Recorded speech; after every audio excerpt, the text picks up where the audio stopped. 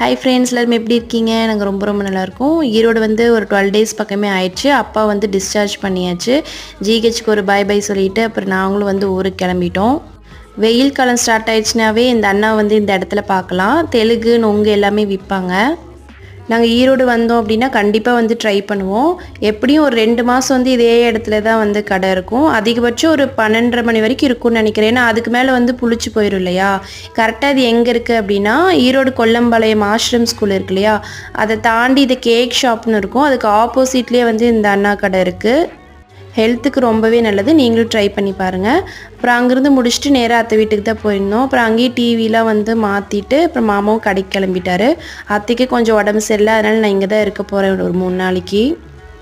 நைட்டுக்கு வந்து கோதுமை தோசையும் குருமாவும் தான் ரெடி பண்ணியிருந்தேன். நான் சமையல் பண்ணிகிட்டு இருக்கும்போதே ஒவ்வொருத்தராக வந்தாங்க. அப்புறம் எல்லாருக்கும் தோசை ஊற்றி கொடுத்துட்டு நானும் சாப்பிட்டுட்டேன். இன்றைக்கி டே வந்து இப்படி தான் இருந்தது.